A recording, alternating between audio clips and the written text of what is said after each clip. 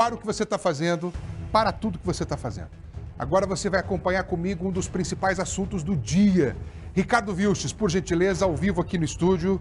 Como é bom recebê-lo aqui. Ótima tarde, excelente semana. Vilches está aqui para a gente debater um assunto que é o seguinte. É sobre o que diz o delegado Francisco Caricati. Ele decidiu falar com a imprensa. Nós mostramos aqui o 5º e último episódio da série Guerra de Facções, que inclusive ficou censurada por mais de 2 semanas. E o Caricati, através dos seus advogados, teria ido até a justiça para que a última reportagem não fosse exibida. Depois, ele mesmo desistiu dessa ação e aí nós exibimos a reportagem. Só estou atualizando para você que está acompanhando, para você que chegou agora e que não viu essa movimentação. E aí é o seguinte, Caricati resolveu falar. O que aconteceu? Na sexta-feira nós recebemos aqui um convite dos advogados dele para comparecer a uma entrevista coletiva prevista, marcada para agora de manhã. Por que na sexta-feira? Porque na sexta-feira foi o data limite dada pela Secretaria de Segurança Pública para encerrar a sindicância. A sindicância que foi aberta em função daquilo que nós mostramos aqui no Balanço Geral na RIC TV, que mostrava justamente aquela série de reportagens Guerra de Facções e que dava publicidade para um documento interno do Serviço de Inteligência do DEPEN, mostrando que tinha um diretor estadual, segundo o relatório, o Caricati, recebendo uma bala, R$1 milhão, para manter o Marcos Silas numa situação mais confortável ali dentro da Casa de Custódia de São José dos Pinhais, onde ele estava preso. Nós, inclusive, Furlan, preparamos até uma reportagem para relembrar um pouco essa série de 5 reportagens, que eram 5 reportagens. Nós resumimos um pouco para o pessoal de casa relembrar exatamente para a gente poder apresentar o que foi essa entrevista coletiva agora de manhã. Então você vai rever comigo agora, lembrando que a gente fez um relembra, só para você poder entender se de repente você perdeu algum episódio. Você vai ver agora, vai entender direitinho. E na sequência a gente volta para atualizar, para dizer o que o ex-diretor do Departamento Penitenciário tem a dizer a respeito de tudo o que foi apresentado aqui. Vamos ver. A série Guerra de Facções deu visibilidade a documentos esquecidos no Departamento da Polícia Penal. Um relatório de inteligência indicando a influência de Marcos Silas na Casa de Custódia de São José dos Pinhais. Marcos Silas entrou no radar da segurança estadual com o aumento dos homicídios em Paranaguá, resultado direto da disputa pelo porto como rota do tráfico internacional de cocaína. A cidade entrou no ranking das 50 mais violentas do Brasil. Crimes marcados pela crueldade e intimidação. Marcos Silas é apontado como o cabeça de uma organização criminosa no centro dessa disputa. O Cartel do Sul Tudo 2. A demarcação de território com pichações foi monitorada pela Polícia do Litoral. Já a Polícia Federal investigava a apreensão cada vez maior de cocaína com um selo de origem. 1 em cada 3 quilos de cocaína encontrado no porto tinha indicação GT, a marca do cartel. Marcos Silas entrou no radar da Federal também. Uma força-tarefa foi formada em 2021 e ele foi preso em São Paulo. Se preparava para fazer uma cirurgia estética. Estava com mandado por homicídio em aberto. No ano seguinte, outro duro golpe contra o cartel. A Federal iniciou a operação que mexeu no bolso da facção. R$1 bilhão em imóveis e carros foram sequestrados com autorização da Justiça, principalmente imóveis de luxo, à beira-mar, em Itapema e Balneário Camboriú, em Santa Catarina. Ainda assim, Marcos Silas manteve a imagem de o cara no sistema prisional. Sua influência na Casa de Custódia virou investigação sigilosa. Chegou ao conhecimento da seção de inteligência que Marcos Silas teria comprado parte da alta cúpula do DEPEN. O relatório foi elaborado 1 mês antes da transferência de Marcos Silas para um presídio federal. E que isso fez o líder do cartel se sentir traído pela gestão de segurança da unidade. O documento relata 6 personagens citados por Marcos Silas. 3 deles, como diz o relatório, não tem como comprar. Um teria, após o almoço com um dos advogados de Marcos Silas, ganhado um relógio no valor de R$50 mil. No relatório, ele é identificado como Samuel. Samuel Moreira era o então diretor da casa de custódia. Por telefone, pediu uma entrevista gravada, na frente da câmera pessoalmente. Ele negou, mas a conversa seguiu. Olha, eu não tenho muito o que falar sobre essa situação, né? Era um preso, como qualquer preso lá. Tá, é que é o seguinte, foi falado muito em privilégios que ele tinha lá dentro. Não, negativo. Não, nunca teve privilégio, não. Nem um preso, na verdade, né? O senhor chegou a ser investigado nessa época? Não lembro disso, na verdade. Não, lembro só da passagem dele por lá. Nem propina também, porque nesse relatório fala até o nome de diretores. Não tive acesso a isso. O relatório também indicou um outro personagem onde Marco Silas teria sido mais generoso, que teria recebido R$1 milhão para alocar o preso em um bloco que seria mais fácil a contravenção de celular, e que depois pagou mais R$500 mil para não assinar a transferência para um presídio federal. O relatório traz um sobrenome citado, Caricati. O delegado Francisco Caricati era, na época, o coordenador estadual do DEPEN. Hoje, Caricati está lotado na Secretaria de Justiça. Ele não nos atendeu, mas respondeu algumas perguntas. Na primeira delas, afirmou que quem fez o relatório é que tem que prestar contas dessa informação, que quem fez esse relatório estava mal intencionado, que o propósito era me derrubar do DEPEN. Esta reportagem inicial chegou a ser censurada pela Justiça a pedido do delegado Francisco Caricati. Ainda assim, a Secretaria de Segurança abriu investigação. A sindicância terminou recomendando a abertura de 2 processos administrativos, um na Polícia Penal e outro na Polícia Civil. Ambos terão acompanhamento do Ministério Público. Ricardo Vilches, o desenrolar dessa história, o que muda a partir de então, quando ele decide convidar a imprensa para poder se pronunciar? Era agora de manhã que estava marcado. Para as 10 horas da manhã, fomos no escritório de advocacia, onde estavam lá os advogados. E aí deu o horário, 10 horas, mas cadê o delegado? Não, o delegado não veio. Como assim? Nós estávamos esperando uma palavra do delegado Francisco Caricati. Ainda que ele seja representado por 3 escritórios diferentes de advocacia, seria importante ele falar com a gente, mas assim ele não fez. Deu uma explicação? Deu uma explicação. E quem fala pra gente isso é o advogado, um dos advogados, o Newton Ribeiro. Vai lá a ausência do delegado Francisco Caricati nessa coletiva. Nós estamos aqui pelo Dr. Caricati. Nós fomos contratados para isso. Ele está, num momento muito delicado, da sua carreira, da sua vida. Essas informações que foram passadas, informações inverídicas, afetaram sobremaneira a sua vida particular, sua vida familiar. Então, ele tem advogado que é para isso. É isso. E por qual razão, então, ele fez essa convocação? É aquilo, né? Que sexta-feira estava todo mundo na expectativa de que a CESP desse a publicidade que foi prometida para essa sindicância. O que foi a sindicância? A sindicância, gente, foi aquela investigação aberta a partir daquele material que nós divulgamos aqui, a série de reportagens. Tinha prazo de 15 dias para divulgação. E nós trouxemos a informação, olha, encerrou a sindicância. E aí ficou aquela dúvida, então quer dizer que todos os depoimentos vão se tornar públicos? Sim, havia essa expectativa. Então por isso que os advogados se anteciparam, chamaram a imprensa e falaram, na segunda-feira o delegado vai reafirmar que ele disse aquilo que ele afirmou na sindicância. Nós vamos dar publicidade para aquilo que as pessoas que foram ouvidas na sindicância também falaram. Então, para isso que houve o chamamento dessa coletiva. Porém, a CESP, a Secretaria de Segurança Pública, guardou. Guardou por quê? Não sei. Não sei. Essa é uma excelente pergunta para ser respondida. Por que a Secretaria de Segurança Pública ainda não deu publicidade para essa sindicância? Veja, gente, importante lembrar. Esse episódio só virou público por causa da nossa série de reportagens, certo? E o que fez? A primeira pessoa a ser ouvida fomos nós aqui da RIC TV. Nós prestamos depoimento, nós somos parte desse processo. Agora, pergunta para mim se nós tivemos acesso a essa documentação. Eu quero saber 2 coisas importantes.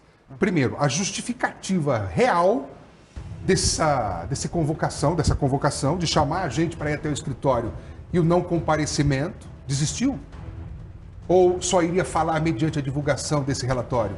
Era isso. Era mais isso. Era isso. Era isso. O relatório não foi divulgado ainda, Dele. então ele prefere não se manifestar. Ele falou, vamos esperar que eu não vou dar publicidade para isso. Tá. Vazou algum tipo de informação? Você teve acesso a algo que possa indicar, ter algum indicativo de que ele teria, se sim ou se não, envolvimento com esse dinheiro, com essa propina? Os advogados falam o seguinte, que inclusive a informação que nos deram é que eles colocaram à disposição, em nome do delegado Caricati, a conta bancária, a movimentação de dinheiro pessoal do Francisco Caricati nesse período em que ele era diretor do DEPEN.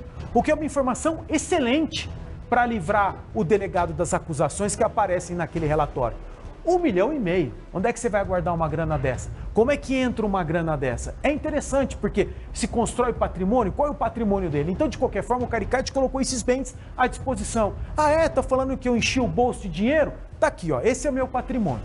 É isso aqui, essa movimentação que eu fiz. Quem deve não teme. Essa, pelo menos, é a justificativa. Então, a carta tá posta à mesa, só que tem um porém aí. Tem um porém nessa história toda, que a gente vai ouvir também num outro trecho da reportagem já do próprio Newton Ribeiro. Porque a estratégia de defesa, por enquanto, não é apenas se defender, mas é também colocar o time no ataque. É apontar o dedo para aquelas pessoas que fizeram coisa errada, porque isso tem. Então, quer dizer, há um grande indicativo de que possivelmente alguém se minou de um relatório com a tentativa de manchar a reputação do Caricati. Isso é muito evidente, sim, a partir de agora. Sim. E qual seria o interesse? O interesse. Qual era o contexto político naquela época? Derrubar ele. E tem uma fala muito importante dos advogados que eles falam o seguinte: eles não negam essa história de dinheiro. Eles não negam que o nome do delegado Caricati tenha rodado o sistema penitenciário para se pedir dinheiro.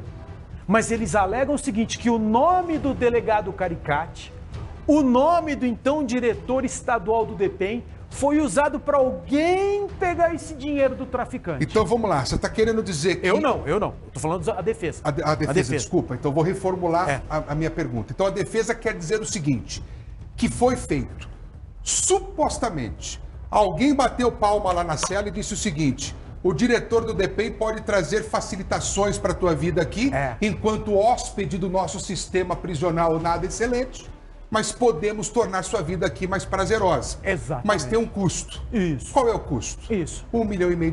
E o senhor não vai sair aqui do Paraná. De repente o traficante é surpreendido. Opa! Que transferência é essa para o sistema penal? Então montaram um esquema, possivelmente pegaram o dinheiro, colocaram o nome do ex-diretor do DEPEN na rodada. Por isso que depois Marco Silas teria dado em depoimento, que não se sabe se real ou não, cobrando as facilidades, porque o sujeito não teria, supostamente, então, entregado o que havia sido combinado. E sabe o que é interessante disso tudo? Que os nomes agora começaram a surgir nos bastidores. Esse é um dos quebra-cabeças mais deliciosos de montar do jornalismo aqui da nossa cidade. E os nomes estão aparecendo. Porque é aquela coisa, quando nós divulgamos aqui, qual foi o primeiro nome que apareceu nessa maracutaia? Caricati. Agora o Caricati está aqui, encostado na parede. Não fui eu. Quem foi? Ali, ó. Vai ali que vocês vão achar. Então, essa é a história. É isso que a gente começou a ter aquela clareada nessa história toda. O que pode ser agora, diante dessa citação, esclarecedor para responder o questionamento sobre aquelas duas mortes, então. Exato. Também isso. Só que tem um importante que você esqueceu de perguntar. Por que o delegado Caricati, diretor do DEPEN, o número 01 do DEPEN, quando colocado o nome dele na sujeira, na lama, por que ele não tomou providência naquela época? Por que ele não deu publicidade, por exemplo, lá no próprio DEPEN, lá na Secretaria de Segurança Pública, de que, opa, estão enlameando o meu nome nessa história de propina de R$1 milhão de reais que eu recebi aqui de traficante? Eu quero que o CESP, que é a Secretaria de Segurança, vá investigar. E aí vem a explicação que o advogado dele nos deu agora de manhã, que é justamente a alegação que o Caricati deu para essa sindicância. Vamos conferir? Claro, eu acho importante. Vamos ouvir. A difusão foi feita através dos canais de serviço de inteligência.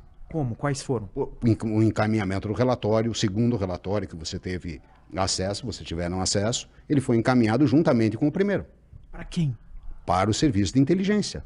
Do DPEM. Secretário de Segurança Pública, essas pessoas tomaram conhecimento tanto do primeiro relatório que circulava pelas redes sociais, quanto do segundo que checava esses fatos. Salomão, recentemente a Polícia Civil e a Secretaria de Segurança já informaram. Isso nunca existiu oficialmente, esse comunicado do delegado Caricati.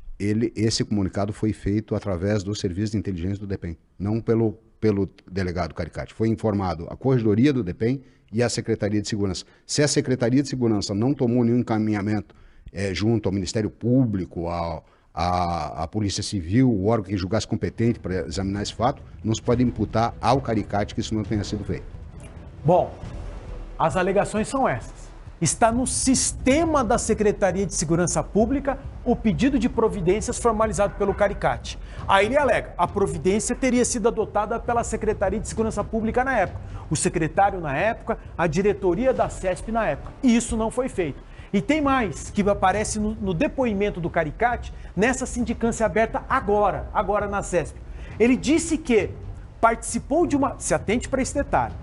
Que ele participou de uma reunião e levou ao conhecimento de representantes da Justiça dessa história de que o Marcos Silas estava pagando propina no sistema penitenciário.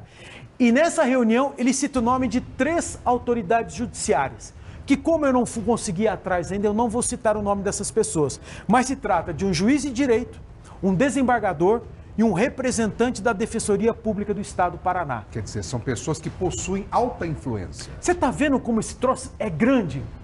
Você está vendo que a gente não está falando de gente pequena? Não. A gente está falando com quem manda nessa estrutura de poder do Estado do Paraná, e tem muita gente preocupada com o que o Caricati tenha falado, de repente, o que ele não tem a falar.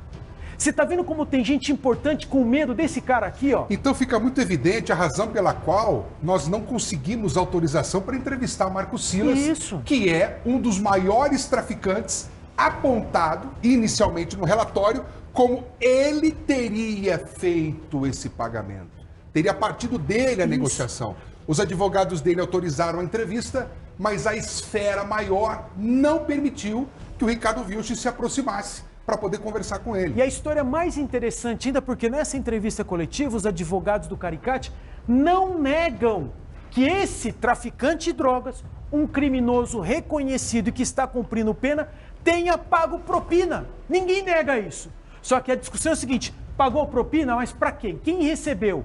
Ou quem intermediou esse pagamento de propina? É isso que está circulando nos bastidores agora.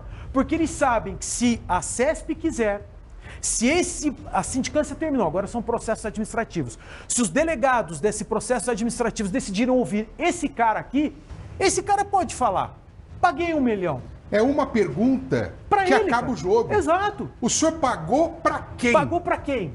Pagou para quem? Quem foi? Mas ele tá, aí você fala, mas ele tá preso, ele não mexe com dinheiro. Não tem problema. Ele está representado. Seriam os advogados, é isso que você está falando, Ricardo? Não. Isso aqui, se alguém quisesse realmente investigar, poderia investigar sim. Vou querer ouvir o Marcos Silas está representado por advogados, e esses advogados vão dizer exatamente se teve ou não teve propina, e quem intermediou o pagamento de propina e para quem. Aí ia ficar bonito o Paranazão. Aí ia ficar legal o Departamento Penitenciário e ia ficar bonita a Secretaria de Segurança Pública. Porque eu tenho certeza que nessa hora tá todo mundo assim, meu Deus do céu, o que o Caricati tem a dizer para se defender? Quer ver por quê? Dá uma olhadinha nessa entrevista, esse trecho dessa entrevista que o advogado dele nos deu agora de manhã.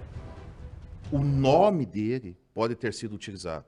Tá? Ele pode ter ocorrido algumas promessas, talvez, a determinadas pessoas, utilizando do nome dele que ele não soubesse. Isso pode ter acontecido, isso vai ser esclarecido agora. Então, o delegado, ele apresentou essa suspeita ou é só uma tese de defesa? É uma tese de defesa, tá?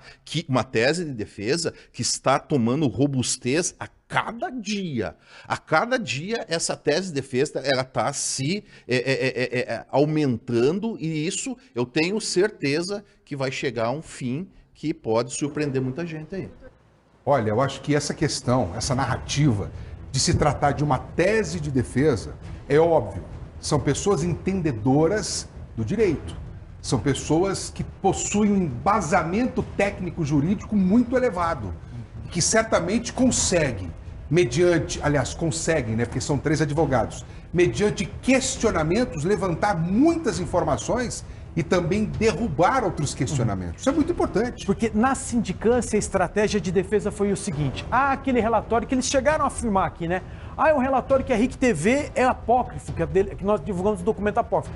Apócrifo pelo seguinte: a estratégia de defesa, ela fala que quem foi o denunciante, que já foi encontrado pela sindicância, olha que sindicância rápida e certeira. Agora descobriram de uma hora para outra. Precisou de uma reportagem para isso acontecer. Acharam o agente penitenciário que ouviu o Marco Silas dizer que estava insatisfeito com o DEPEN, que pagou R$1 milhão para o Caricati. Acharam esse cara. Esse cara prestou depoimento, só que ele não era um servidor público do Estado, era um prestador de serviços do DEPEN. Então os advogados do Caricati pegam esse detalhamento para dizer o seguinte: essa denúncia não tem pé nem cabeça porque partiu de uma forma equivocada, porque denunciante não é um servidor público, o denunciante era apenas um prestador de serviços. Então o rito da legislação não foi cumprido ao pé da letra. É uma estratégia de defesa que, se não colar, e é isso que os delegados os advogados deixaram bem claro pra gente, então vai ser o seguinte: se continuarem metendo o canhão pro meu cliente, esses tiros vão se espalhar. Porque o delegado Caricati tem muito a informar, tem muito a dizer, é o que foi falado aqui nessa entrevista coletiva. Porque olha o detalhe, podem ter usado o nome do Caricati sem o conhecimento dele. Então os advogados sabem de coisas que de repente a gente não consegue divulgar ainda. É interessantíssima essa história. Bom, eu sei que o senhor tem 3 nomes para fazer um levantamento. Sim. Ótima tarde de trabalho para você. Tá, eu te aguardo aqui. E quem sabe amanhã ainda. Refaz o convite para o delegado Caricati, que ele está nos assistindo. Com certeza, delegado. A gente está à disposição do senhor. O que nós queremos, que fique bem claro, isso aqui não é da nossa missão promover nenhum tipo de ataque pessoal, jamais. O que nós queremos é que esse relatório, todo o fundamento desse relatório, venha a público, porque a sociedade tem direito a saber o que aconteceu. E se de fato o senhor venha a ser vítima, provada ser vítima desse tipo de questionamento, desse tipo de apontamento, é muito importante que essas pessoas sejam punidas. Então o Balanço Geral está à disposição do senhor para que juntos nós possamos conversar com relação a tudo que for de interesse do senhor e dos nobres advogados contratados para defendê-lo. A gente está à disposição. Falou muito bem. Obrigado pela sua atenção. Valeu.